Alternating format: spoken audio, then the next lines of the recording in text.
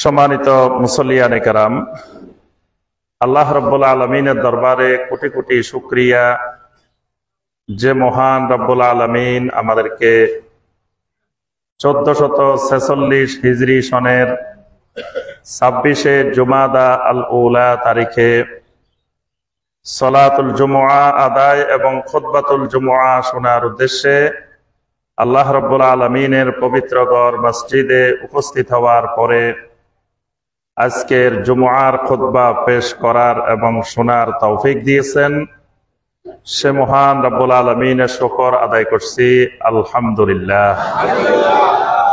সম্মানিত মুসল্লিয়ানে কেরাম, আজকের খুতবায় আমরা যে বিষয়টি সংক্ষিপ্তভাবে আলোচনা করার চেষ্টা করব ইনশাআল্লাহ, বিষয়টি হলো আদ-দুআ, ফাদলুহু ওয়া আদাবুহু ওয়া শুরুতুহু ওয়া মাওয়ানিউহু।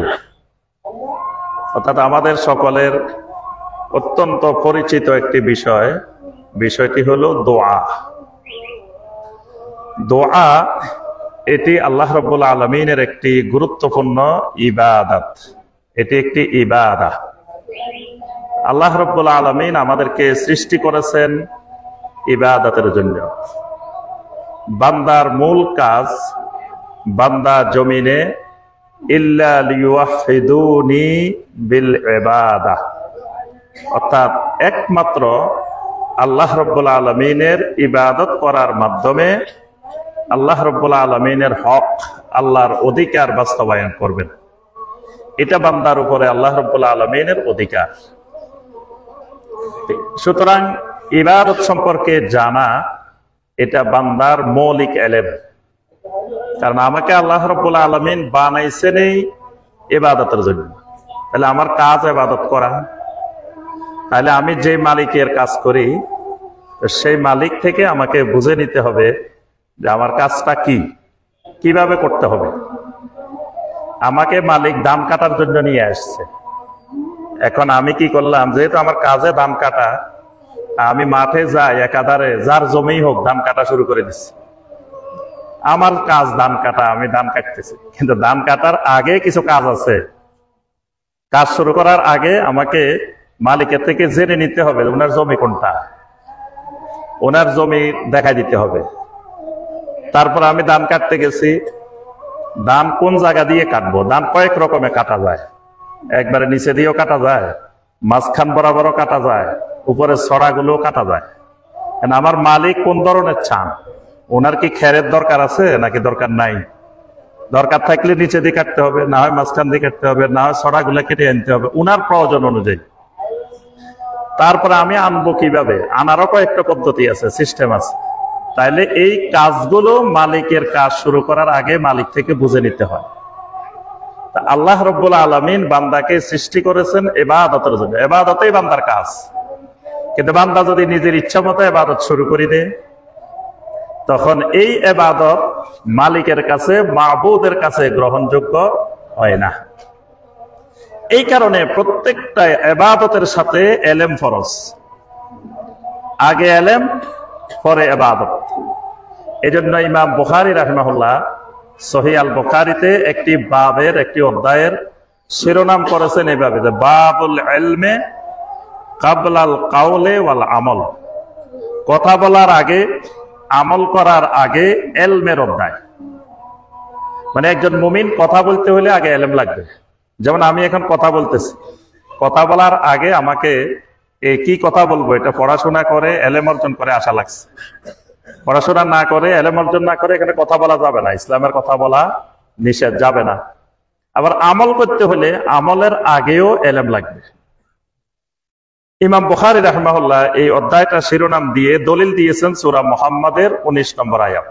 আল্লাহ রাব্বুল আলামিন বলছেন, ফাআলাম আন্নাহু লা ইলাহা ইল্লাল্লাহ ওয়াস্তাগফির লিযামবিকা ওয়ালিল মুমিনিনা ওয়াল মুমিনাত। ফাআলাম, ইলম শিখো, জানো, বুঝো ভালো করে। কি বুঝবা? দুটা জিনিস বুঝতে হবে, কারণ জান্নাতে যেতে হলে তোমার দুটা জিনিস লাগবে। একটা তোমার বিশুদ্ধ ঈমান লাগবে, আর একটা আমলে সালেহ লাগবে। এই কারণে আল্লাহ পাক প্রথম বলছে তোমাকে প্রথম শিখতে হবে আন্নাহু লা ইলাহা ইল্লাল্লাহ, তাওহীদের জ্ঞান, তাওহীদের ইলম প্রথম তোমার উপরে ফরজ করা হলো। তারপরে ওয়াস্তাগফির লিযামবিকা ওয়ালিল মুমিনিনা ওয়াল মুমিনাত, ইস্তিগফার, ইস্তিগফার একটা ইবাদত, আমল। এই আমলেরও ইলম শিখতে হবে। তাহলে প্রত্যেকটা ইবাদতের ব্যাপারে ইলম শিখা ফরজে আইন। এই ইবাদতগুলোর মধ্য থেকে গুরুত্বপূর্ণ একটি ইবাদত হলো দোয়া। এটাকে আল্লাহ রাব্বুল আলামিন কোরআনে কারীমের মধ্যে এই দোয়াকে ইবাদত হিসাবে আল্লাহ পাক নিজে ঘোষণা দিয়েছেন। কোরআনে কারীমে আল্লাহ পাক সূরা গাফিরের ৬০ নম্বর আয়াতে আল্লাহ পাক বলছেন, ওয়া ক্বালা রাব্বুকুম উদউনি আস্তাজিব লাকুম ইন্নাল্লাযীনা ইস্তাকবিরুনা আন ইবাদাতি সায়াদখুলুনা জাহান্নামা দাখিরিন।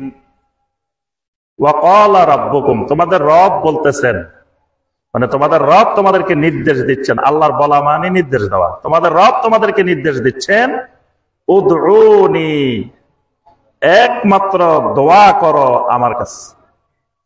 করলে কি করব আমি? আস্তাজিব লাকুম, আমি তোমার দোয়ায় সাড়া দিব, তোমার দোয়া কবুল করব। সুবহানাল্লাহ।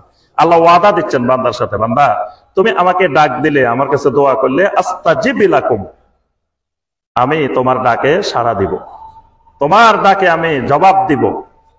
আস্তাজিব জবাব থেকে, আমি জবাব দিব, উত্তর দিব তোমার ডাকে। এর সাথে সাথে আল্লাহ পাক বলছেন, ইন্নাল্লাযীনা ইস্তাকবিরুনা আন ইবাদাতি, যে লোক আমার ইবাদত থেকে অহংকার প্রদর্শন করে, সায়াদখুলুনা জাহান্নামা দাখিরিন, অচিরে লাঞ্ছিত হয়ে তারা জাহান্নামে যাবে। নাউযুবিল্লাহ। এখানে আল্লাহ পাক বলেন ইন্নাল্লাযীনা ইস্তাকবিরুনা আন ইবাদাতি, এই ইবাদাতি আমার ইবাদত। তাহলে প্রথম বলছেন আয়াতের শুরুতে দোয়ার কথা বলছেন, তারপরে বলছেন ইবাদাতি, মানে দোয়াটাকে আল্লাহ রাব্বুল আলামিন ইবাদত হিসেবে উল্লেখ করেছেন। নবী সাল্লাল্লাহু আলাইহি ওয়াসাল্লাম একেবারে সরাসরি ঘোষণা দিয়েছেন, আদ-দুআউ হুয়াল ইবাদাহ। আমাদের দেশে একটা বেশি প্রচলিত হলো আদ-দুআউ মুখ্যুল ইবাদাহ, এটা বেশি প্রচলিত। কারণ ওই যে বেদাতি দোয়ার সপক্ষে তখন ওই দলিলটা পেশ করে বেশি বেশি। দেখবেন যে যারা ওয়াজ মাহফিলের শেষে সম্মিলিত মুনাজাত, আখেরি মুনাজাত করে, ভাই সবাই বসেন বসেন, আপনারা কেউ মুনাজাত না করে যাবেন না, কেউ আখেরি মুনাজাত ছাড়া যাবেন না, কারণ দোয়াও মুখ্যুল ইবাদাহ, সকল ইবাদতের মগজ, সকল ইবাদতের মূল দোয়া। আপনি চলে গেলে ওয়াজ মাহফিলে কিছু পাইবেন না, আসলে মুনাজাত করে গেলে সে কিছু পাবে না। ঘটনা হয়েছে উল্টা, সেই যদি মুনাজাত করে যায় তো ওয়াজ মাহফিলে যা শুনছে যাওয়ার সময় খালি হাতে যাবে, কারণ একটা বেদাত করে গেল। তো বেদাত করলে সব আমল কি হয়ে যায়? বাতিল হয়ে যায়। নবী সাল্লাল্লাহু আলাইহি ওয়াসাল্লামের ঘোষণা, মান আহদাসা ফি আমরিনা হাযা মা লাইসা মিনহু ফাহুয়া রাদ্দুন, মান আমিলা আমালান লাইসা আলাইহি আমরুনা ফাহুয়া রাদ্দুন। তাহলে সে যা ওয়াজ মাহফিলে পাইছিল, যদি সেই কাফফারাতুল মাজলিসের দোয়া পড়তে পড়তে যাইতো, তাহলে আল্লাহ পাক ঘোষণা দিতেন, ইরজিউ ফাকাদ গাফারতু লাকুম, বান্দা তুমি তোমার বাড়ির দিকে ফিরে যাও, আমি তোমার জীবনের সমস্ত গুনাহ ক্ষমা করে দিলাম। সুবহানাল্লাহ। সে ক্ষমা নিয়ে, মাগফিরাত নিয়ে বাড়িতে যাওয়ার কথা ছিল, কিন্তু সে ওই আখেরি মুনাজাতের জন্য বসে রয়েছে, সে ওই বেদাতি দোয়ার জন্য বসে রয়েছে। বসে থাকার কারণে সে খালি হাতে বাড়ি চলে গেছে, সে কিছুই নিতে পারে নাই, কিন্তু সে প্রতারণার শিকার হয়েছে। সে দাড়িওয়ালা, টুপিওয়ালা, মুফতি সাহেব, বুজুর্গ সাহেব, পীর সাহেবের দ্বারা প্রতারণার শিকার হয়েছে। এই কারণে আল্লাহ পাক সূরা আল ইনফিতারের মধ্যে মানুষকে ডেকে বলছেন, ইয়া আইয়ুহাল ইনসান মা গাররাকা বিরাব্বিকাল কারীম, ও মানুষেরা, তোমাদেরকে কে রব্বে কারীমের থেকে ধোঁকায় ফেলে দিয়েছে। মা গাররাকা, গাররা হলো গুরুর থেকে, গুরু মানে ধোঁকাবাজি, প্রতারণা। তোমাকে কে প্রতারণায় ফেলে দিছে, ধোঁকাবাজির মধ্যে ফেলে দিছে? বিরাব্বিকাল কারীম, তোমার রব্বে কারীমের ব্যাপার। তো রব্বে কারীমের কালামের সাথে যদি আমার সম্পর্কই না থাকে, তো আমাকে তো ধোঁকা দিবেই। যদি রব্বে কারীমের কালাম আমার সামনে বিদ্যমান, কোরআনে কারীম বিদ্যমান, আমার রবের কালামের সাথে যদি আমার সম্পর্ক থাকতো, তাহলে আমাকে কেউ ধোঁকা দিতে পারতো না। এখন আমি তো কই যে না ভাই, আমি কিচ্ছু জানি না, আমি একবারে মূর্খ মানুষ, হুজুরেরা যা কয় তা। তো তুমি ধোকায় পড়বে না আর কে ধোকায় পড়বে? তুমি তো ধোকায় পড়া স্বাভাবিক। তুমি যদি বলো যে এটা 500 টাকার নোট না, 1000 টাকার নোট না, 20 টাকার নোট, আমি চিনি না, এটা আমার চিনারও দরকার নাই। যারা অর্থনীতিবিদ তারা চিনব, টাকার সম্পর্ক অর্থনীতিবিদের সাথে। সুতরাং অর্থনীতিবিদেরা যদি এটা আমাকে 1000 টাকা বলে 1000 টাকা, 20 টাকার নোট একটা দিই, তোমার বললো যে এটা 1000 টাকার নোট, বললো যে ভাই আমার চিনারও দরকার নাই, যেহেতু অর্থনীতিবিদ বলছে, উনি কি না জানি বলছে নাকি? এটা কিন্তু কয় না। হ্যাঁ, মুরব্বী কিন্তু এই জায়গায় ঠিক আছে, এই জায়গায় কিন্তু কখনো কয় না যে আমার একজন অর্থনীতিবিদ বলে দিছে এটা 1000 টাকার নোট, আমি মূর্খ মানুষ কি চিনি? এটা চোখে না দেখলেও টিভি দেখে, ঘষি দেখে, ইয়া করে দেখে, জাল কিনা ইয়া কিনা সব দেখে, কিন্তু দিনের ব্যাপারে বললে না রে ভাই আমি কিছু জানি না, আমরা মূর্খ মানুষ, কিছু জানিনি। এই না জানলেই ধোকার প্রতারণার শিকার হতেই হবে। তাহলে আমরা যে কথাটা বলছিলাম যে আদ-দুআউ মুখুল ইবাদা, এই হাদিসটা দঈফ। সহিহ যেটা সেটা হলো আদ-দুআউ হুয়াল ইবাদা। নবী সাল্লাল্লাহু আলাইহি ওয়াসাল্লাম বলেছেন দোয়া হলো একটা ইবাদত। আচ্ছা, এবার আসেন, দোয়া যেহেতু ইবাদত, তাহলে ইবাদতের সাথে ঈমানের যে তিনটা উসুল, তিনটা উসুলের কানেকশন আছে। মানে আল্লাহর যত ইবাদত আছে প্রত্যেক ইবাদতের সাথে ঈমানের 3 উসুলের সম্পর্ক আছে। ঈমানের 3 উসুল কি কি? 1 নম্বরে মারিফাতুর রব, 2 নম্বরে মারিফাতুদ দ্বীন, 3 নম্বরে মারিফাতুন নবী সাল্লাল্লাহু আলাইহি ওয়াসাল্লাম। তাহলে দোয়া যেহেতু ইবাদত, তাহলে প্রথমে আমাকে জানতে হবে দোয়া করতে হবে কার কাছে। এটা 1 নম্বরে জানা লাগবে, দোয়া করব কার কাছে। তো উত্তর হলো দোয়া করতে হবে একমাত্র আল্লাহর কাছে, একমাত্র থাকা লাগবে। মানে আল্লাহ রাব্বুল আলামিন ছাড়া আর কারো কাছে দোয়া করা যাবে না। আল্লাহ পাক কোরআনে কারিমে বলছেন ওয়া মান ইয়াদউ মা'আল্লাহি ইলাহান আখার লা বুরহানা লাহু বিহ। তোমার রবের সাথে কারো কাছে দোয়া করবা, চাইবা, এই ব্যাপারে কোন দলিল প্রমাণ আসমানে জমিনে কোথাও নাই। আল্লাহর ঘোষণা লা বুরহানা লাহু বিহ, এটার কোনো বুরহান নাই, দলিল নাই। অর্থাৎ দোয়া করতে হবে একমাত্র আল্লাহর কাছে। ওয়া আন্নাল মাসাজিদা লিল্লাহ ফালা তাদউ মা'আল্লাহি আহাদা, সূরা আল জিনের 18 নম্বর আয়াত। ওয়া আন্নাল মাসাজিদা লিল্লাহ। জি ভাইরা, পিছনে জায়গা হচ্ছে না, একটু সামনের দিকে এসে বসেন, তাহলে আমাদের ভাইরা ওইদিকে বসতে পারবে। জি, আল্লাহ রাব্বুল আলামিন সূরা আল জিনের 18 নম্বর আয়াতে কারিমে বলতেছেন ওয়া আন্নাল মাসাজিদা লিল্লাহ, সমস্ত মাসাজিদ একমাত্র আল্লাহ। এখানে মসজিদ মানে জমিন, পুরা জমিনটাই মসজিদ। তাহলে পুরা জমিন একমাত্র আল্লাহর। ফালা তাদউ মা'আল্লাহি আহাদা, খবরদার আল্লাহর সাথে আর কাউকে জমিনে বসে ডাকিও না, দোয়া করিও না। তাহলে একমাত্র আল্লাহ রাব্বুল আলামিনের কাছে দোয়া করতে হবে। তাহলে রব, মারিফাতুর রব, ঈমানের 1 নম্বর উসুলের সাথে দোয়ার সম্পর্ক, যে দোয়াটা একমাত্র যিনি আমার রব, একমাত্র তার কাছে করতে হবে। এর বাহিরে যদি আমি দোয়া করি সেটা হবে কি? শিরক। যদি আমি রবের কাছেও করি আবার আরেকজনের কাছেও করি, রবের কাছেও করি খাজা বাবার কাছেও করি, তাহলে এটা হয়ে যাবে কি? শিরক। আর প্রত্যেক ইবাদতের সাথে শিরকের সম্ভাবনা আছে। এই কারণে সূরা আল কাহাফের 110 নম্বর আয়াতে আল্লাহ পাক বলছেন ফামান কানা ইয়ারজু লিকা রাব্বিহি ফালইয়ামাল আমালান সালিহা ওয়ালা ইউশরিক বিইবাদাতি রাব্বিহি আহাদা ওয়ালা ইউশরিক, সে যেন শিরিক না করে বিইবাদাতি রাব্বিহি, তার রবের ইবাদতে, আহাদা, কাউকে। তাহলে ইবাদতের সাথে শিরিক হতে পারে। তাহলে এই দোয়ার মধ্যে শিরকি দোয়া হতে পারে। দোয়ার মাধ্যমে যেমন আল্লাহর নৈকট্য পাওয়া যায়, দোয়া এমন এক জিনিস বান্দা মনে মনে শুধু আল্লাহর কাছে চাইবে এটা মনে করতেছে, এখনো জবান থেকে বের করে নাই, তার আগেই আল্লাহ রাব্বুল আলামিন শুনে যান। সুবহানাল্লাহ। সূরা আল মুজাদালার 1 নম্বর আয়াত আল্লাহ পাক খাওলা বিনতে সালাবা রাদিয়াল্লাহু তাআলা আনহার ব্যাপারে বলছেন কাদ সামিআল্লাহু কাওলাল্লাতী তুজাদিলুকা ফি জাওজিহা ওয়া তাশতাকি ইলাল্লাহ ওয়াল্লাহু ইয়াসমাউ তাহাবুরাকুমা। খাওলা বিনতে সালাবা তার স্বামীর ব্যাপারে নবী সাল্লাল্লাহু আলাইহি ওয়াসাল্লামের কাছে এসে অভিযোগ দিচ্ছিলেন যে ইয়া রাসূলুল্লাহ সাল্লাল্লাহু আলাইহি ওয়াসাল্লাম, আমার স্বামী আউস ইবনে সামিত তো বুড়া মানুষ, আর বুড়া মানুষ হয়েছে মেজাজ খিটখিটে হয়ে গেছে। এখন বুড়ারও মেজাজ গরম, বুড়িরও মেজাজ গরম। এখন গরমে গরমে এক সময় যায় তিনি জেহার করে বসছেন। তো জাহিলি যুগে জেহার করলে তালাক হয়ে যায়। তো এখন খাওলা বিনতে সালাবা রাদিয়াল্লাহু তাআলা আনহা বলতেছেন, ইয়া রাসূলুল্লাহ সাল্লাল্লাহু আলাইহি ওয়াসাল্লাম, এই মহিলা এই আউস ইবনে সামিত যদি বৃদ্ধ বয়সে আমি তাকে রেখে চলে যাই, এই লোকটা অনেক কষ্ট পাবে, সে কি করবে? তাহলে এই ব্যাপারে আল্লাহর ফয়সালা কামনা করেন, আল্লাহর কাছে একটু বলেন। নবী সাল্লাল্লাহু আলাইহি ওয়াসাল্লাম বলেন, ঠিক আছে, তুমি অপেক্ষা করো, অপেক্ষা করো। কিন্তু মহিলা বারবার আল্লাহর কাছে ফরিয়াদ করতেছিল, আল্লাহ, আমার স্বামী আউস ইবনে সামিত এই বৃদ্ধ বয়সে যদি আমার থেকে বিচ্ছিন্ন হয়ে যায় তাহলে লোকটা অনেক কষ্ট পাবে, সেই স্ত্রী ছাড়া কেমনে চলবে, তার তো চলা সম্ভব না। এই যে আল্লাহর কাছে ফরিয়াদ করতেছিল। আম্মা জান আয়েশা বলতেছেন,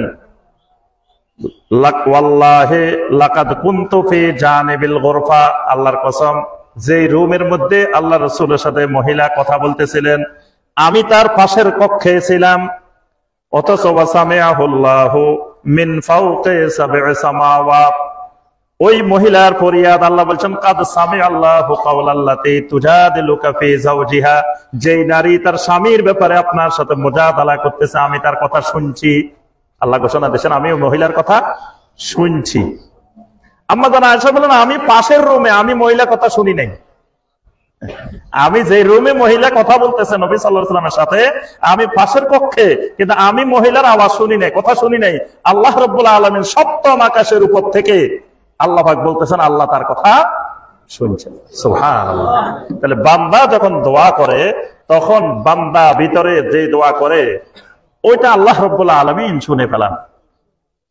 কিন্তু বান্দা যদি আবার এই আল্লাহকে ছাড়া যদি অন্য কারো কাছে দোয়া করে, যদি সন্তান চাওয়ার জন্য, কিছু চাওয়ার জন্য আজমিরে চলে যায়, খাজা বাবার কাছে চলে যায়, যদি কেউ শাহজালাল রহমতুল্লাহের কাছে চলে যায়, যদি কেউ আরো অন্যান্য জায়গায় চলে যায়, বিপদে পড়ে যদি ডাক দেয় ইয়া গাউসুল আজম, বিপদে পড়ে যদি ডাক দেয় ইয়া রাফাই, ইয়া দাসুকি, বিপদে পড়ে যদি এরকম ডাক দেয়, তো এই দোয়াটা তখন কি শিরকে পরিণত হয়, দোয়াটা শিরকি দোয়া। আবার দোয়া বেদাত হয়, দোয়ার মধ্যে যেমন তাওহীদ, দোয়ার মধ্যে আবার শিরিক, দোয়ার মধ্যে আবার বেদাত। যেমন যেহেতু এটা ইবাদত, তো প্রত্যেকটি ইবাদত নবী সাল্লাল্লাহু আলাইহি ওয়াসাল্লাম যেভাবে করেছেন কিয়ামত পর্যন্ত ইবাদতটা সেভাবেই করা লাগবে, এর বাহিরে ইবাদত করার কোনো সুযোগ নাই। তাহলে দোয়া একটা ইবাদত, এটা নবী সাল্লাল্লাহু আলাইহি ওয়াসাল্লাম যেখানে যেভাবে করেছেন কিয়ামত পর্যন্ত ওই দোয়াটা সেখানে সেভাবে করলে সুন্নত। যদি ওই পদ্ধতির বাহিরে কেউ দোয়া করে তখন এই দোয়া হয়ে যাবে বেদাত। কিসের কারণে বেদাত? পদ্ধতির কারণে বেদাত। যদি কেউ মনে করেন আমি তো খারাপ কাজ করতেছি না, আমি আল্লাহর কাছে একটু চাইতেছি, চাওয়াটা একটা ইবাদত। এই চাওয়াটা নবী সাল্লাল্লাহু আলাইহি ওয়াসাল্লাম যেভাবে যেখানে চেয়েছেন ঠিক সেইভাবে সেখানে চাইতে হবে। যেমন ধরেন নবী সাল্লাল্লাহু আলাইহি ওয়াসাল্লাম মসজিদে ঢোকার সময় দোয়া করেছেন, মসজিদ থেকে বের হওয়ার সময়ও দোয়া করেছেন। মসজিদে ঢোকার সময় কি দোয়া? বিসমিল্লাহ ওয়াসসালাতু ওয়াসসালামু আলা রাসূলিল্লাহ, আল্লাহুম্মা ইফতাহ লি আবওয়াবা রাহমাতিক, আল্লাহুম্মা ইগফির লি যুনুবি, আউযু বিল্লাহিল আযীম ওয়া বিওয়াজহিল কারীম ওয়া সুলতানিহিল কাদীম মিনাশ শাইতানির রাজীম। এটা হলো মসজিদে ঢোকার দোয়া। আবার যখন মসজিদ থেকে বের হব তখন বিসমিল্লাহ ওয়াসসালাতু ওয়াসসালামু আলা রাসূলিল্লাহ, আল্লাহুম্মা ইন্নী আসআলুকা মিন ফাদলিক, অথবা আল্লাহুম্মা ইফতাহ লি আবওয়াবা ফাদলিক, আল্লাহুম্মা আসিমনি মিনাশ শাইতান। এটা হলো মসজিদ থেকে বের হওয়ার দোয়া। এখন নবী সাল্লাল্লাহু আলাইহি ওয়াসাল্লাম ঢুকতেও দোয়া করছেন, বের হইতেও দোয়া করছেন, কিন্তু নবী সাল্লাল্লাহু আলাইহি ওয়াসাল্লাম কখনো হাত এখানে তোলেন নাই, মানে হাত তোলা ছাড়া দোয়া করছেন। আর আপনি যদি মসজিদে ঢোকার সময় হাত তুলি বিসমিল্লাহ ওয়াসসালাতু ওয়াসসালামু আলা রাসূলিল্লাহ, আল্লাহুম্মা ইফতাহ লি আবওয়াবা, হাত তুলে দোয়া করেন, তখন এই দোয়া কি হয়ে যাবে? বেদাত হয়ে যাবে। যদি বলেন আমি আমার আল্লাহর কাছে চাইতেছি, হাত তুলতেছি, এটা আপনার আবেগী কথা, কিন্তু ইসলাম আবেগ দিয়ে চলে না, ইসলাম চলে কি দিয়ে? দলিল দিয়ে। তো নবী সাল্লাল্লাহু আলাইহি ওয়াসাল্লাম এখানে হাত তুলে দোয়া করাটাকে কল্যাণকর মনে করেন নাই। আচ্ছা, এরপরে ধরেন আপনি নবী সাল্লাল্লাহু আলাইহি ওয়াসাল্লাম খাওয়ার আগেও দোয়া করছেন, খাওয়ার পরেও দোয়া করছেন, কিন্তু হাত তোলেন নাই। নবী সাল্লাল্লাহু আলাইহি ওয়াসাল্লাম বাথরুমে যাওয়ার আগেও দোয়া করছেন, বাথরুম থেকে বের হয়েও দোয়া করছেন। এখন আপনি যদি মনে করেন যে বাথরুমে যাওয়ার আগে তো দোয়া আছে, সুতরাং এই দোয়াটা একেবারে সুন্দর করে কিবলামুখী হয়ে দুই হাত তুলে আপনি চিন্তা করলেন বান্দা যখন মুসিবতে থাকে তখন দোয়া কবুলের সময়, দোয়া কবুলের একটা গুরুত্বপূর্ণ সময় মুসিবতের সময়। যখন বাথরুমে যাওয়ার প্রয়োজন হয় এটা একটা মুসিবতের সময়, তাহলে এখন দোয়া কবুলের সময়। আপনি একবারে কিবলামুখী হয়ে অনেকক্ষণ ধরে আল্লাহর কাছে কান্নাকাটি করে দোয়া করলেন, দোয়া করে তারপরে বাথরুমে গেলেন, আবার বের হয়ে আবার কতক্ষণ দোয়া করলেন। যদি বলেন যে এখানে তো আমার রাসূল দোয়া করছেন, দোয়া সুন্নাত দ্বারা প্রমাণিত, তা আমি এইভাবে করলে অসুবিধা কি? এইভাবে করাটা এবার কি হয়ে গেছে? বেদাতি দোয়া হয়ে গেছে। কেন? ওই কাইফিয়াতে মিলে নাই। নবী সাল্লাল্লাহু আলাইহি ওয়াসাল্লাম যেই কাইফিয়াতে, যেই পদ্ধতিতে এখানে দোয়া করছেন ওই পদ্ধতির সাথে মিলে নেন। ওই পদ্ধতির সাথে না মিলার কারণে এটা ইত্তেবা না হয়ে এটা ইবতিদা হয়ে গেছে। মানে সুন্নাত না হয়ে, রাসূলের ইত্তেবা না হয়ে এটা বেদাতে পরিণত হয়ে গেছে। তাহলে বোঝা গেল দোয়া আল্লাহর এমন একটি ইবাদত যেটার দ্বারা তাওহীদ কায়েম হয়, আবার এই দোয়ার দ্বারা শিরক হয়, আবার এই দোয়ার দ্বারা বেদাত হয়। তাহলে বোঝা গেল দোয়ার সাথে এই জিনিসগুলো খেয়াল রেখে আমাদেরকে দোয়া করতে হবে। এবার আসেন একটু দোয়ার সংক্ষিপ্ত ফজিলত বর্ণনা করি। দোয়ার প্রথম ফজিলত, যত বেশি দোয়া করব সেটা তাআতুন লিল্লাহি ওয়া ইমতিসালুন লিআওয়ামিরিহি, মানে যত বেশি দোয়া করব আল্লাহর আনুগত্য হবে, তত বেশি আল্লাহর আনুগত্য হবে, সওয়াব হবে। মানে যেটার জন্য আমি চাইতেছি সেটা পাই আর না পাই, কিন্তু আমি যে চাইতেছি আল্লাহর কাছে এটাই একটা আল্লাহর আনুগত্য, কারণ আমার আল্লাহ আমাকে চাইতে বলছেন। ওয়া ইযা সালাকা ইবাদি আন্নী ফাইন্নী করিব উজিবু দাওয়াতাদ দাঈ ইযা দাআন। বান্দা যখন আমার ব্যাপারে আপনাকে জিজ্ঞাসা করে আপনি বলেন ফাইন্নী করিব, আমি একেবারে নিকটে। উজিবু দাওয়াতাদ দাঈ ইযা দাআন, বান্দা যখন আমার কাছে দোয়া করে আমি সাথে সাথে সাড়া দিই। তাহলে বান্দাকে দোয়া করতে আল্লাহ বলছেন, বান্দা যত দোয়া করবে তত সওয়াব হবে, আল্লাহর আনুগত্য করতেছে। যত বেশি দোয়া করবে তত অহংকার থেকে মুক্ত হয়ে যাবে। আল্লাহর কাছে দোয়া না করা এটা একটা অহংকার। আল্লাহ পাক সূরা গাফিরের 60 নম্বর আয়াতে বলেছেন ইন্নাল্লাযীনা ইস্তাকবিরুনা আন ইবাদাতি, অহংকারের কথা বলছেন। তাহলে দোয়া না করা, না চাওয়া, যদি আমি মনে করি আমার আল্লাহ তো সব জানে নেই, চাওয়ার দরকার কি, আমার কি দরকার, এটা একটা অহংকার। মানে আল্লাহ রাব্বুল আলামিন এটা পছন্দ করেন যে বান্দা অনুনয় বিনয় করে আমার কাছে চাক, আমার কাছে কান্নাকাটি করুক, আমার কাছে চাক, এটা আল্লাহর পছন্দ। সুতরাং এটা না করা, দোয়া না করা, এটাও একটা অহংকার, কিবির। তাহলে দোয়া যত বেশি করব তত অহংকার থেকে মুক্ত থাকবে। দোয়া আল্লাহর রাগকে থামাই দেয়। দোয়া এমন এক জিনিস আল্লাহ রাব্বুল আলামিনের গজবকে দূরীভূত করে দেয়। নবী সাল্লাল্লাহু আলাইহি ওয়াসাল্লাম বলেছেন মাল্লাম ইয়াসআলিল্লাহ ইয়াগদাব আলাই, কোন ব্যক্তি যদি আল্লাহর কাছে না চায় আল্লাহ তার উপরে রাগ করেন। আল্লাহর কাছে না চাইলে, পৃথিবীতে মানুষের কাছে চাইলে রাগ করে, কারণ মানুষ এটার অধীনে দিছে, আজকেও দিছে, প্রতিদিন চলি খালি চায়, যত চায় মানুষ রাগ করে তত বেশি। আল্লাহ রাব্বুল আলামিনের কাছে না চাইলে আল্লাহ রাগ করে, সুবহানাল্লাহ। তাহলে দোয়া আল্লাহর রাগ থেকে বাঁচার মাধ্যম। দোয়া সমস্ত বিপদ আপদ বালা মুসিবত থেকে রক্ষা পাওয়ার মাধ্যম। নবী সাল্লাল্লাহু আলাইহি ওয়াসাল্লাম বলছেন লা ইয়ারুদ্দুল কাদারা ইল্লা দুআ ওয়া লা ইয়াজিদু ফিল উমরি ইল্লাল বির, যে দোয়া এমন এক জিনিস এটা বান্দার তাকদীরকেও পরিবর্তন করে দেয়। অর্থাৎ আল্লাহ রাব্বুল আলামিন দোয়ার দ্বারা বিপদ আপদ বালা মুসিবত নাজিল করার ক্ষেত্রে আল্লাহ সুবহানাহু ওয়া তাআলা দোয়ার কারণে সরাই দেন, সুবহানাল্লাহ। এবং বান্দা তাওহীদের উপরে, ঈমানের উপরে সাবিত থাকতে হলে দোয়া করতে হবে, সবসময় আল্লাহর কাছে চাইতে হবে। আল্লাহ পাক দোয়া শিখেছেন সূরা আল বাকারা 250 নম্বর আয়াত, রব্বানা আফরিগ আলাইনা সাবরান ওয়া সাব্বিত আকদামানা ওয়ানসুরনা আলাল কওমিল কাফিরিন ওয়া সাব্বিত আকদামানা। রব্বুল আলামিন আমাদের কদমগুলোকে আপনি সাবেত রাখেন। দোয়ার আরো অনেক ফজিলত, অসংখ্য আয়াত এবং হাদিসের মধ্যে রয়েছে।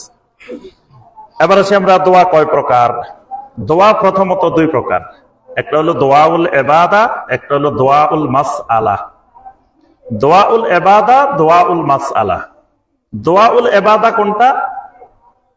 যত ইবাদত আছে, আল্লাহর যত ইবাদত আছে প্রত্যেকটা ইবাদত দোয়া। অনেকে দোয়া বুঝে না, মনে করে খালি মনে হয় সুনির্দিষ্ট ভাবে আল্লাহর কাছে হাত তুলে চাইলে এটাই দোয়া। আল্লাহর যত ইবাদত আছে প্রত্যেক ইবাদতের নাম দোয়া। এজন্য কোরআনে কারিমে যত জায়গায় দোয়া ব্যবহার হয়েছে, এই দোয়া মানে ইবাদত। ওয়া মান ইয়াদউ মা আল্লাহি ইলাহান আখার, এখানে ইয়াদউ মানে ইয়াবুদু, যে আল্লাহ ছাড়া কারো কাছে চায় তার কোনো দলিল নাই। এই কারো কাছে চায় মানে কারো ইবাদত করে, মানে ইয়াদউ মানে ইয়াবুদু। যত ইবাদত, সালাত একটা দোয়া, সালাতের আরেক নাম দোয়া। সালাত শুরু হয় দোয়া দিয়ে, প্রথমে দোয়াউল ইস্তিফতাহ দিয়ে সালাত শুরু হয়, মানে আমরা যেটাকে সানা বলি, এটার আরেক নাম দোয়াউল ইস্তিফতাহ, দোয়া দিয়ে সালাত শুরু। সূরা আল ফাতিহা, যেটা সালাতের প্রত্যেক রাকাতে পড়া ফরজ, এই সূরা আল ফাতিহার আরেক নাম সূরাতুদ দোয়া। রুকুর মধ্যে গেলে দোয়া, সেজদার মধ্যে গেলে দোয়া, রুকু থেকে উঠলে দোয়া, দুই সেজদার মাঝখানে দোয়া, বৈঠকের মধ্যে আত্তাহিয়াতু যেটা পড়ি এটা দোয়া, দরুদ যেটা পড়ি এটা দোয়া, দোয়ায়ে মাসুরা যা পড়ি এটা দোয়া, সালাম ফিরাই এটাও দোয়া, মানে পুরা সালাতটাই একটা দোয়া। তারপরেও মূর্খ মানুষগুলা দেখবেন আপনি সালাত শেষ করছেন, তাও ভাই দোয়া না করি যাইয়েন না, বসেন দোয়া হইব। এতক্ষণ যে প্রথম থেকে শেষ পর্যন্ত সে কি করছে এটাই বুঝে নাই। সে তো সালাতের শুরু থেকে সালাম ফিরানো পর্যন্ত পুরাটাই দোয়া করছে, কিন্তু সে মনে করছে দোয়া হয় নাই। দোয়া তার শেষ, এবার হইব জিকির। সালাম ফিরাইছে, দোয়া শেষ হয়েছে, এবার কি হবে? জিকির হবে। কারণ দোয়াটা যে সে করছে, দোয়াটা সুন্নত অনুযায়ী হয়েছে কিনা, আল্লাহ পাক যেভাবে করতে বলছেন সেভাবে হয়েছে কিনা। আমরা তো হক আদায় করি কিন্তু সালাত আদায় করতে পারি না। আমরা সালাত আদায় করি, বাজারের হিসাবও করি, সালাত আদায় করি, সব দুনিয়ার কথা মনে পড়ে সালাতের মধ্যে, খুশু নাই, খুজু নাই, কিছু নাই, মনোযোগ অন্যদিকে। তাহলে আল্লাহ পাক যেভাবে আমাকে দোয়াটা করতে বলছেন সেভাবে করা হয় না। তাই আবার কি করতে হবে? এই জন্য দেখেন সালাম ফেরানোর সাথে সাথে আস্তাগফিরুল্লাহ, আস্তাগফিরুল্লাহ, আস্তাগফিরুল্লাহ। কারণ আস্তাগফিরুল্লাহ বলা হয় গুনাহ করলে। কি আপনি এতক্ষণ কি গুনাহ করছেন? এতক্ষণ সবচেয়ে সেরা ইবাদতটা করছেন, কিন্তু সেরা ইবাদতটা করে কি বলতেছেন? আস্তাগফিরুল্লাহ, আস্তাগফিরুল্লাহ, আস্তাগফিরুল্লাহ। অর্থাৎ এতক্ষণ যেটা করছি আমার আল্লাহ আমার উপরে ফরজ করেছিলেন, এবং এই ইস্তিগফারটা কিন্তু ফরজ সালাতের পরে, সুন্নাত নফলের ক্ষেত্রে বলা হয় নাই। তা আমার আল্লাহ আমার উপরে যে সালাতটা ফরজ করছিলেন, এই ফরজটা যেভাবে আদায় করা দরকার ছিল, আমার তাকওয়ার অভাবে, আমার ইখলাসের অভাবে, আমার ইলমের অভাবে, আমার বিভিন্ন সমস্যার কারণে ওইভাবে আদায় করতে পারি নাই। এই কারণে রবের কাছে বলতেছি, রব্বুল আলামিন আমারে ক্ষমা করে দেন, আমার ইবাদতটা কবুল করেন। এই কারণে ইবাদত করার পরেও আস্তাগফিরুল্লাহ। এরপরে বান্দা এবার আল্লাহর জিকির করবে, কারণ জিকির করলে আল্লাহ বেশি খুশি হয়। জিকির করলে আল্লাহ রাব্বুল আলামিন সবচাইতে বেশি খুশি হন।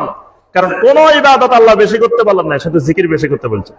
ইয়া আইয়ুহাল্লাযীনা আমানু যিকুরুল্লাহা যিকরান কাসীরা, বেশি বেশি জিকির করো। তাহলে আমার যে সালাতের মধ্যে ভুল ত্রুটি হয়েছে, সমস্যা হয়েছে, এই সালাতটা কবুল হয়েছে কি হয় নাই আমি আশঙ্কা করতেছি, আমি ভয়ের মধ্যে আছি। এবার আমি বসে বসে আল্লাহর জিকির করব, যাতে আল্লাহ আমার প্রতি রহম করেন, আল্লাহ খুশি হয়ে যান, খুশি হয়ে আল্লাহ আমার সালাতটা কবুল করেন। বান্দা কি করতেছে? এতক্ষণ দোয়া করছে, দোয়া করি আবার কয় বসেন সবাই, এখন আবার হাত তুলে বেদাতি পদ্ধতিতে শুরু করে দিচ্ছে। তাহলে এটা আল্লাহ রাব্বুল আলামিন খুশি না হয় আরো বেজার হওয়ার কারণ। কারণ এটা যদি ফজিলতের কাজ হইতো, তো নবী সাল্লাল্লাহু আলাইহি ওয়াসাল্লাম সালামটা ফিরাই সাহাবায়ে কেরামকে নিয়ে হাত তুলে কতক্ষণ কান্নাকাটি করতেন। এবং মসজিদগুলোতে এমন অবস্থায় বেদাতের, যে এখানে দোয়া করতেছে, পিছনে আর মাসবুকেরা সালাত আদায় করতে পারতেছে না। যারা 1 রাকাত পায় নাই, 2 রাকাত পায় নাই, এরা উনার মুনাজাতের ঠেলায়, এর আওয়াজে ওইদিকে সালাত আদায় করতে পারতেছে না। আর উনার চাকরিটা নির্ভর করে ওইটার উপরে। কোন ইমাম সাহেব কত সুন্দর করে মুনাজাত করতে পারে, এটার উপরে তো চাকরি নির্ভরশীল। ভাই কি ইমাম সাহেব নিয়োগ দিছ, কি মুনাজাত করে চোখের পানি আসে না? তাহলে চোখের পানি আনাইতে হইব, এমন মুনাজাত করতে হইব যে মুনাজাতে চোখের পানি চলে আসছে, তাহলে ইমাম সাহেবের চাকরি স্থায়ী। এখন ইমাম সাহেব কি মুনাজাত করে, কি দোয়া করে, চোখের পানি আসে না, কান্নাকাটি করে না, তাহলে এজন্য কান্নার অভিনয় করে। কান্না তো আসে না, কান্নার অভিনয় করে, অথচ কানবে নির্জনে, মানুষের সামনে না। কেউ দেখবেন কিছু ফকির আছে খালি কানতেছে সারাদিন কান্না, দেখছেন এরকম ফকির? এইটা তার ব্যবসা, এটা বিজনেস, কান্নাটাই বিজনেস। অনেক বক্তা আছে দেখবেন খালি কান্দে, এই কান্নাটা তার বক্তব্যের বিজনেস, বক্তব্যের ব্যবসা। ওই কান্নার কারণে তারা নিয়ে যায় মানুষ, এটা দিয়ে সে ব্যবসা বাণিজ্য করে, হেলিকপ্টারে যায়, 1 লাখ টাকা করে বাজেট নেয়, তারপরে এটা তার ব্যবসার কান্না। কিন্তু যেটা আল্লাহর ভয়ে কান্না, সেটাকে নবী সাল্লাল্লাহু আলাইহি ওয়াসাল্লাম বলছেন ওয়ারাজুলুন যাকারাল্লাহ খালিয়ান ফাফাদাত আইনাহু। 7 শ্রেণীর মানুষকে আল্লাহ রাব্বুল আলামিন আরশে আজিমের নিচে স্থান করে দিবেন।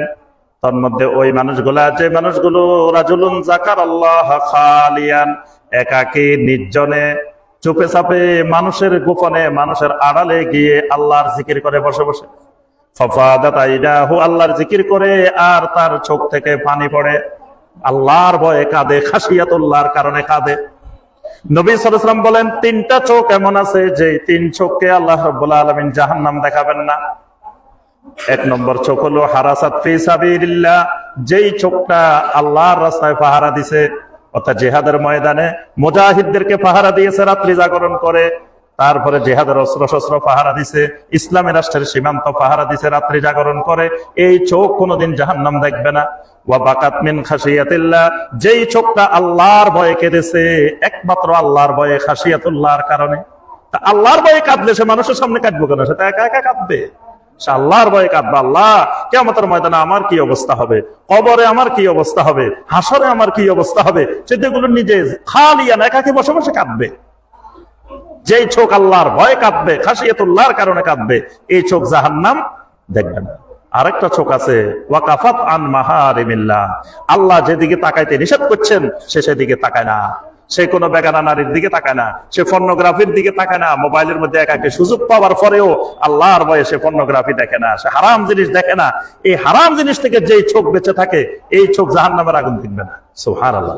তাহলে আমরা যে কথাটা বলছিলাম যে প্রত্যেকটা ইবাদতে একটা দোয়া, আল্লাহর যত ইবাদত আছে সমস্ত ইবাদতের আরেক নাম দোয়া। এগুলাকে বলা হয় দোয়াউল ইবাদা, ইবাদতের দোয়া। আরেকটা হলো দোয়াউল মাসআলা। দোয়াউল মাসআলা মানে আমার কিছু একটা দরকার, তো মানুষের দরকার সবসময় 24 ঘন্টায় দরকার, 1 সেকেন্ড দরকার বিহীন নেই। কারণ আমার নিঃশ্বাসটা ঠিক মতো চলা দরকার, 1 সেকেন্ড বন্ধ হয়ে গেলে শেষ। তাহলে আমার সারাক্ষণ এই নিঃশ্বাস আসা যাওয়া দরকার, আমার শরীর সুস্থ রাখা দরকার, কত জিনিস আমার দরকার। তাহলে বান্দার এই দরকারে যখন চাইবে, এই চাওয়াটা একটা দোয়া। তো এই চাওয়াটার মধ্যে আপনার ওই যে তাওহীদ এবং শিরিক, এটাকে আল্লাহ পাক বলছেন ইয়্যাকা না'বুদু ওয়া ইয়্যাকা নাস্তাঈন।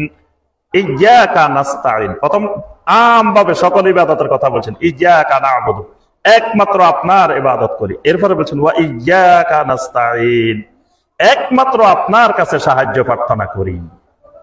তাহলে এই চাওয়াটা একমাত্র আল্লাহর কাছে চাওয়া, এটা তাওহীদ।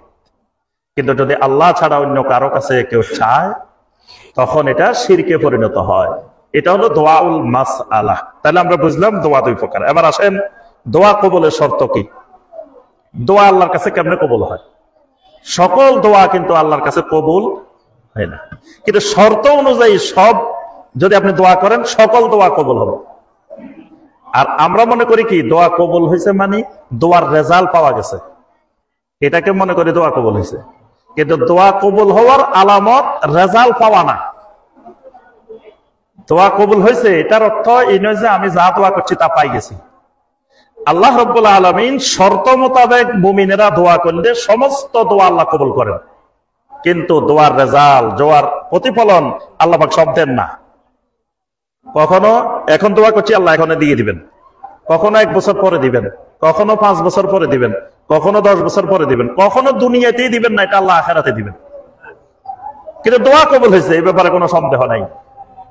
একবার আমি এক জায়গায় গেছি, আমারা বলতেছে ভাই শায়েখ আমরা তো অঙ্ক একটা মিলাইতে পারতেছি না, আমি বললাম কি অঙ্ক মিলে না আমাকে বলেন দেখি, কোনো এক জায়গায় সূত্র ভুল হয়েছে না, হয়তো অঙ্ক মিলার কথা। তো বলে যে শিরিক আর বেদাত করলে কোনোদিন আল্লাহর ওলি হইতে পারে না, এটা হলো সূত্র। যে কোনো ব্যক্তি শিরিক করলে বেদাত করলে আল্লাহর ওলি হইতে পারে না। এখন আমাদের এলাকায় যারা বড় বড় আল্লাহর ওলি যারা চলে গেছে বা যারা আছে, এরা দেখি সবাই শিরিকও করে বেদাতও করে। তা এখন শিরিক বেদাত করে আল্লাহর ওলি হয়েছে কেন? এটা তো অঙ্ক মিলে নেই, সূত্রের সাথে বাস্তবতার মিলে না। সূত্র হইলো এরা কোনোদিন আল্লাহর ওলি হইতে পারে না, শিরিক করলেও আল্লাহর ওলি হয় না, বেদাত করলেও কোনোদিন আল্লাহর ওলি হইতে পারে না। তো এরা আল্লাহর ওলি হইলো কেমনে? এরা তো শিরিক বেদাত করছে। তা আমি জিজ্ঞেস করলাম, আচ্ছা এরা যে আল্লাহর ওলি হয়েছে আপনি এটা জানলেন কেমনে? এরা যে আল্লাহর ওলি এটা জানলেন কেমনে, আগে ওইটা বলেন। আল্লাহর ওলি কারা? মানে ওলি তো সমস্ত মুমিনই আল্লাহর ওলি আম ভাবে। কে আল্লাহ রাব্বুল আলামিনের কাছে বেশি মহব্বতের, এটা তো ইলমে গায়বের বিষয়, এটা আল্লাহ ছাড়া কেউ জানে না। আপনি জানলেন কেমন? আপনারা আল্লাহর সাথে কি কোনো কথা হয়েছে? মুসা আলাইহিস সালাম ছাড়া, আল্লাহ রাসূল ছাড়া কারোর সাথে তো কোনো কথা হয় না। আপনারা কে জানাইলো কথাটা? ওই সূত্রটা আগে এটা বাইর করেন।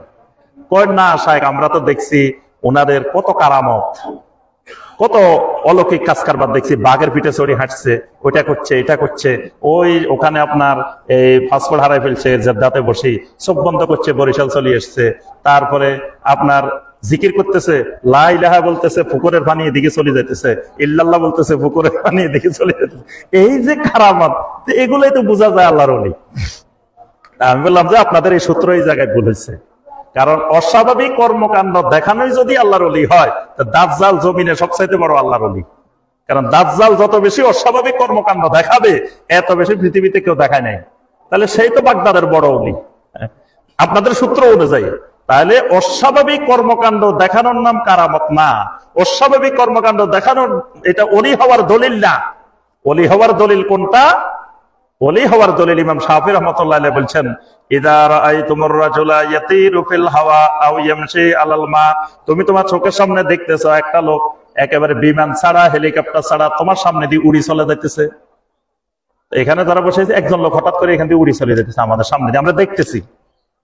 অথবা তোমার সামনে পুকুরের পানির উপর দিয়ে, নদীর পানির উপর দিয়ে হাঁটি, কোনো লঞ্চ নাই, জাহাজ নাই, নৌকা নাই, সে তো পানির উপর দিয়ে হাঁটি চলে যেতেছে।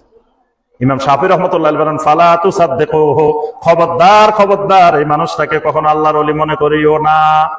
এটা আল্লাহর ওলি হওয়ার দলিল না।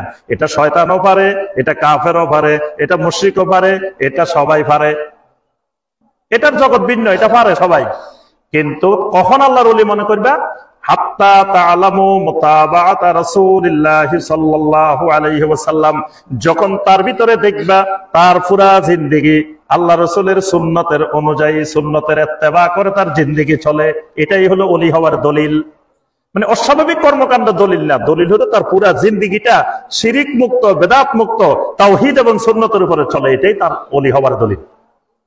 যদি সাহাবায়ে কেরাম খালি অস্বাভাবিক কর্মকাণ্ডই দেখাইতেন, এক এক সাহাবীর হাজার হাজার অস্বাভাবিক কর্মকাণ্ড থাকতো। এখন যেই হারে আমাদের দেশে কারামত, এক পীরের কারামত আপনি দেখবেন যে বড় বড় বই খালি কারামতের উপরে। কারণ সারা পৃথিবীর ওলি সবগুলারে একত্রিত করলে সাহাবায়ে কেরামের পা মোবারকের সাথে, পায়ের সাথে যে ধুলা লাগতো, ওই ধুলাটা যত বেশি ফজিলতময় ছিল, সব ওলির মর্যাদা ওই ধুলার পরিমাণও হবে না। তো ওই সাহাবায়ে কেরামেরা এত বড় আল্লাহর ওলি, তাদের এক একজনের কারামত তো কয়েক হাজার হওয়ার কথা ছিল, কিন্তু দেখা যায় না, আমরা এরকম অস্বাভাবিক কর্মকাণ্ড তেমন একটা দেখি না। অর্থাৎ এর অর্থ হলো যে অস্বাভাবিক কর্মকাণ্ড ওলি হওয়ার দলিল না। ঠিক একই ভাবে আমি যেটা দোয়া করছি এটা পেয়ে যাওয়া, এটাও দোয়া কবুল হওয়ার দলিল না। ওয়ারে মিয়া, আগের জমানায় মনে মনে আলেম দেখছি, এই বৃষ্টি হইতেছে না, মাঠের মধ্যে দোয়া করছে, সাথে সাথে বৃষ্টি হয়ে গেছে। এখন বাংলাদেশের আলেম সবগুলা মিলি দোয়া করলেও তো বৃষ্টি হয় না। অনেক মুরব্বীরা দেখবেন চা দোকানে বসে বসে কয় মিয়া এমন এমন আলেম দেখছি, এমন এমন হুজুর দেখছি, অথচ যে হুজুরের কথা কইতেছে ওই হুজুর দুনিয়া শিরিক করছে, বেদাত করছে। এখন বর্তমানে বলে যে দেখো এই হুজুরেরা সবাই মিলে দোয়া করলে বৃষ্টি হয়, তাহলে দোয়া করার সাথে সাথে বৃষ্টি হওয়া এটা তার বুজুর্গের দলিল না, এটা ভুল সূত্র। বরং সে দোয়া করবে, দোয়া যদি শর্ত অনুযায়ী হয় তার দোয়া কবুল হবে। আল্লাহ চাইলে বৃষ্টি দিতেও পারে, নাও দিতে পারে। মানে বৃষ্টির জন্য দোয়া করতেছি তার অর্থ না বৃষ্টি এখন হয়ে যেতে হইব।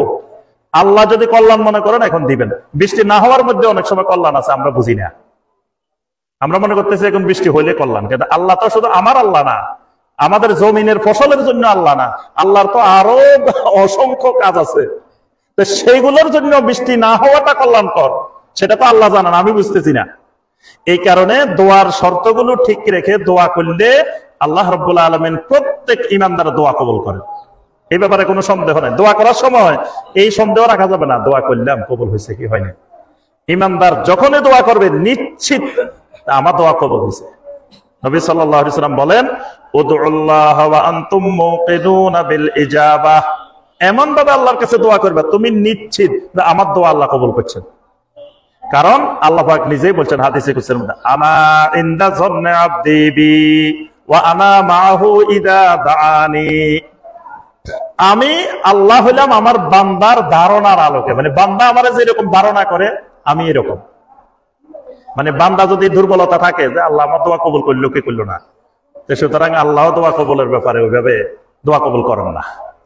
বান্দা যদি নিশ্চিত হয় আমার দোয়া আমার রব না শুনে কই দেবে, আমার তো আর রবে নাই, আমার যদি আরেকজন রব থাকতো এই রব কবুল না করলে আরেক রবের কাছে যেতাম, তা আমার রবে একজন, আমি সেই রবের কাছেই শুধু চাই, তা আমার রব আমার কথা না শুনিয়ে তো আর আমি আর কার কাছে যাবো? আমার রব আমার কথা নিশ্চিত শুনছেন, এই বিশ্বাস একই অন্তরের মধ্যে থাকতে হবে।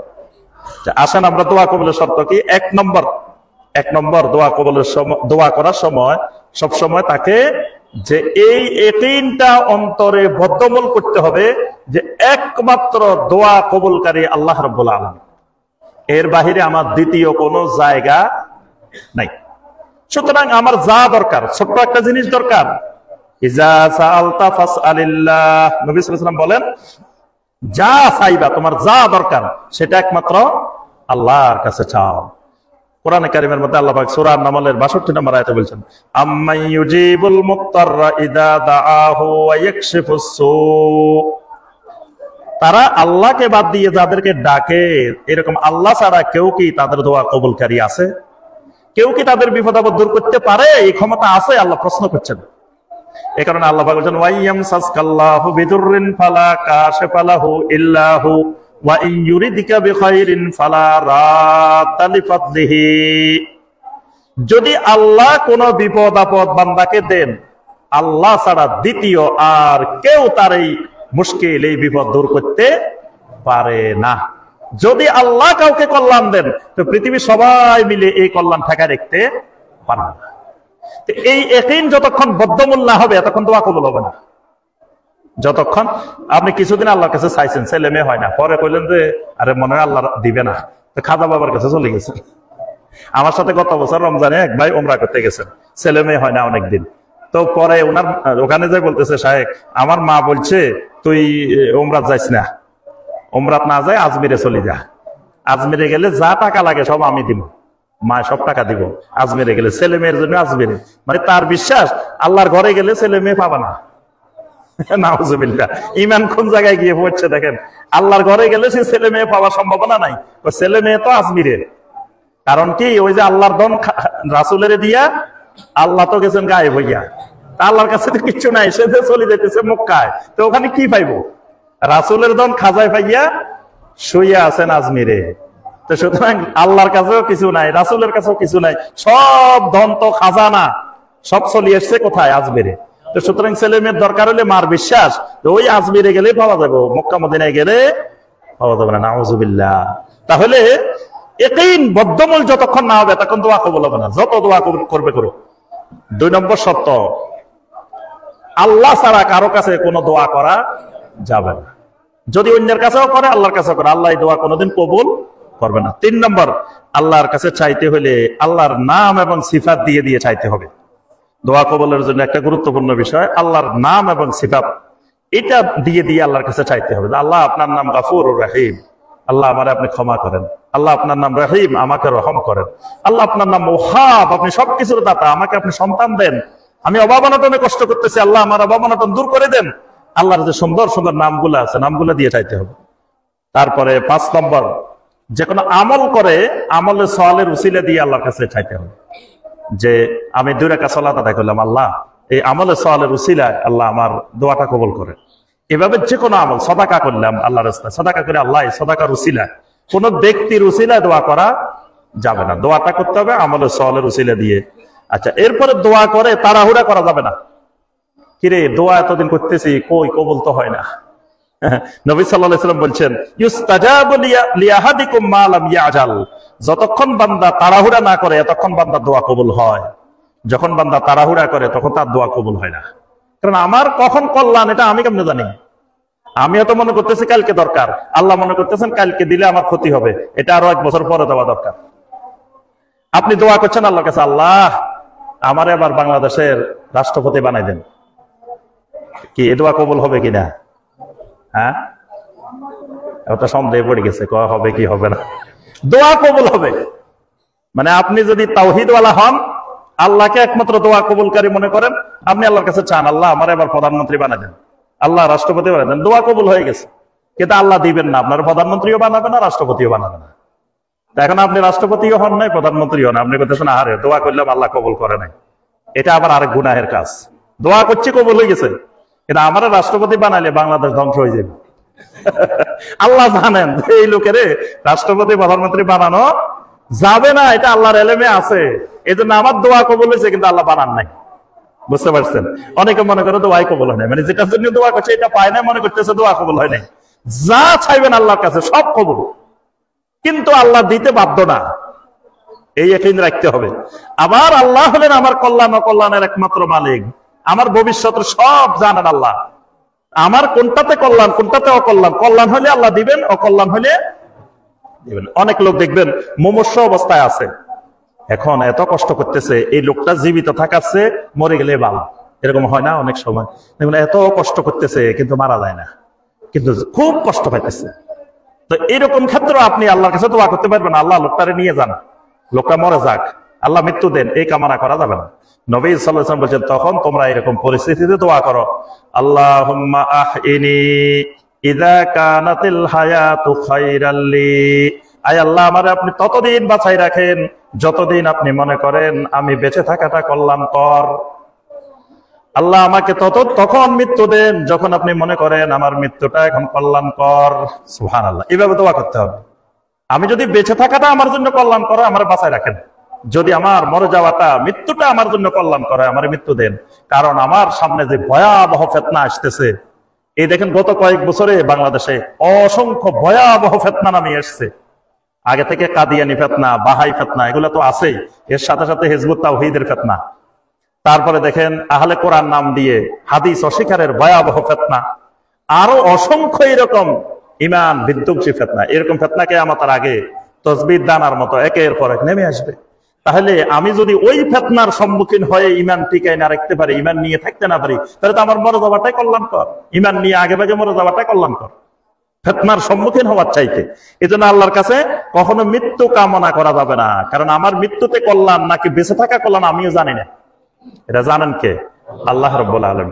ঠিক এইভাবে মানে যে কোনো দোয়া করলেই যে এটা পাই গেলাম তার অর্থ দোয়া কবুল হয়েছে, পাই নাই দোয়া কবুল হয় নাই, বিষয়টা এরকম নয়। এরপরে খেয়াল করতে হবে দোয়া কবুলের জন্য হালাল রিজিক দরকার।